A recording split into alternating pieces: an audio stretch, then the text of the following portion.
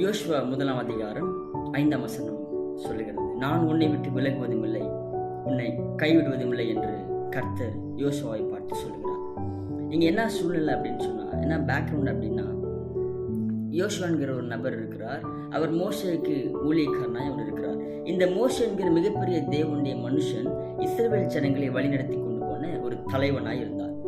ஆனால் இந்த மோசேயுடைய வாழ்க்கையில் நாம் பார்க்கும் பொழுது இந்த இஸ்ரவேல் ஜனங்கள் ரொம்ப மோசமாக இருக்கிறாங்க, பயங்கரமான பிரச்சனை மேலே பிரச்சனை பண்ணுற அப்படிப்பட்ட ஒரு கடினமான இருதயம் உள்ள மக்கள். ஆனாலும் கர்த்தர் மோசேயை பயன்படுத்தினார், மோசேயை வழிநடத்தி கொண்டு போனார்.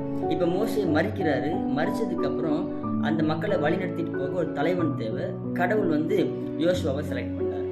இப்போ யோசுவா செலக்ட் பண்ண உடனே யோசுவாவுக்கு ஒரு பயம், ஐயோ மிகப்பெரிய தலைவனாக இருந்த மோசேயவே ஒரு வழி பண்ணிட்டாங்க இந்த இஸ்ரேல் மக்கள், என்னை எப்படி பண்ணுவாங்களோ தெரியலையே, நான் எப்படி இந்த மக்களை வழிநடத்திட்டு போகிறது, எனக்கு ரொம்ப கஷ்டன்ற மாதிரி உள்ளத்தில் பயந்ததுனால ஆண்டவர் சொன்னார், யோசுவா நீ பயப்படாத, நீ வயசில் கம்மியாக இருக்க நினச்சி எப்படி நான் இத்தனை மக்களை வழிநடத்திட்டு போகிறேன்னு பயப்படுறியா, பயப்படாத, நான் மோசே கூட எப்படி இருந்து அதிசயங்களை பண்ணணும், எப்படி அற்புதங்களை பண்ணணும், எப்படி இத்தனை வருஷமாக ஜனங்களை மோசங்களை நடத்திட்டு போனனும், அதே போல் நான் மோசே கூட இருந்தது போல் நான் உன் கூட இருக்கிறேன், பயப்படாத, நான் உன்னை விட்டு விலகுவதும் இல்லை, உன்னை கைவிடுவதும் இல்லை அப்படின்னு வாக்கு பண்ணுறாரு.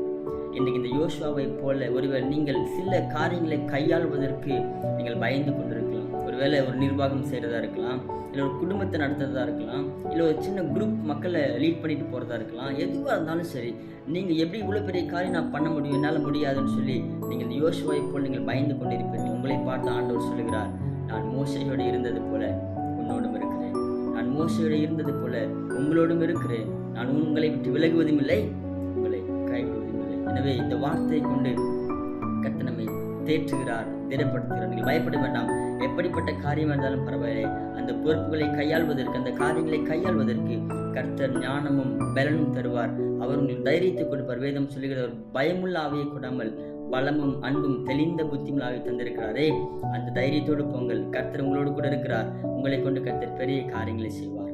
கர்த்தர் உங்களை ஆசீர்வதிப்பார்.